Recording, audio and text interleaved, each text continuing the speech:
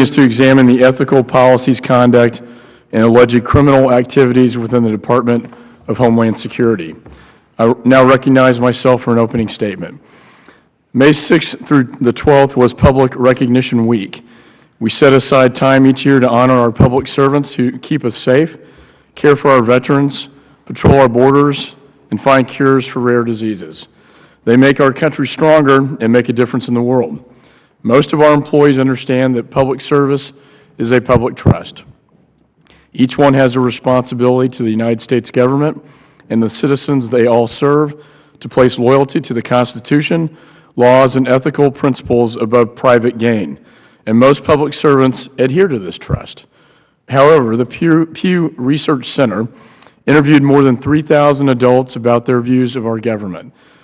54% said the federal government is mostly corrupt, while 31% said mostly honest, and 11% said they don't know either. The survey also showed just a third of Americans has a favorable opinion of the federal government, the lowest positive rating in its 15 years. A measure of dissatisfaction these days is to be expected. The country is in economic trouble, and our leaders promise things they cannot deliver. What compounds this dissatisfaction are government scandals. There have been many reports of federal employees wasting taxpayer dollars and in some cases committing crimes, which erodes the trust American people have put in our government.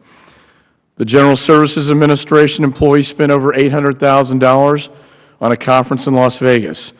The Department of Homeland Security spent nearly $1 billion on the Secure Border Initiative Network with little return on this investment. We have also found criminal activity within our bureaucracies.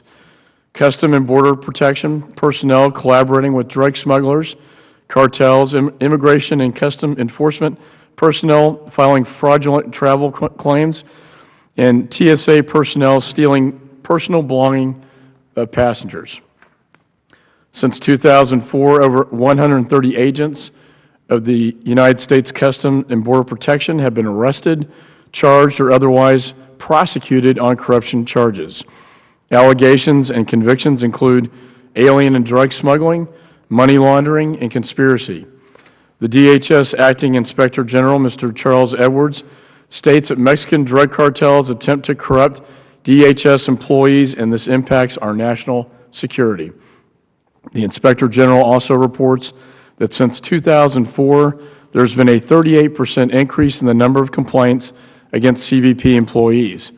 As recently as February 2012, an ICE agent pled guilty to 21 counts of obstruction and corruption violations.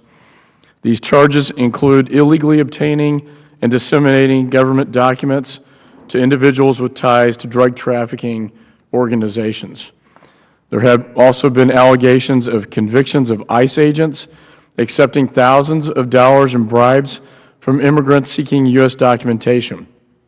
A former intelligence chief for U.S. Immigration and Customs Enforcement is accused of embezzling more than $180,000 stemming from a travel voucher fraud and kickback scheme that defrauded the government of more than $500,000. 4 other ICE employees pled guilty to involvement in a scheme to defraud the government. In the past year alone, there have been numerous incidents of alleged misconduct on the part of TSA officers and employees. Thousands of dollars in cash and items have been reported stolen. Dozens of TSA officers were fired over improper luggage screening because they had allowed thousands of pieces of luggage onto flights without proper screening. TSA officers have allegedly taken bribes, allowing passengers expedited security checks. A number of additional allegations range from racially charged statements and actions to inappropriate sexual harassment. A recent 22-count indictment alleges TSA employees took payments to provide drug couriers unfettered access through Los Angeles International Airport so that drugs could be smuggled into the United States. Executive branch employees are subject to executive orders issued by the President and ethics regulations issued by the U.S. Office of Government Ethics. Some agencies also have issued supplemental ethics regulations that apply to their employees.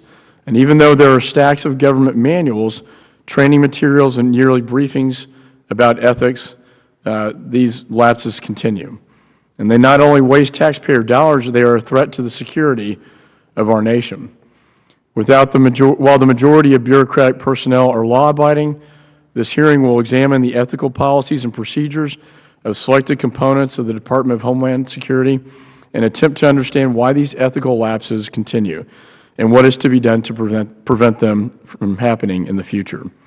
One final note: it is unfortunate the Department of Homeland Security, in the face of such serious ethical mishaps, refuses to provide witnesses from leadership to discuss these matters in open before the American people. We request the leadership from CBP, ICE, and TSA.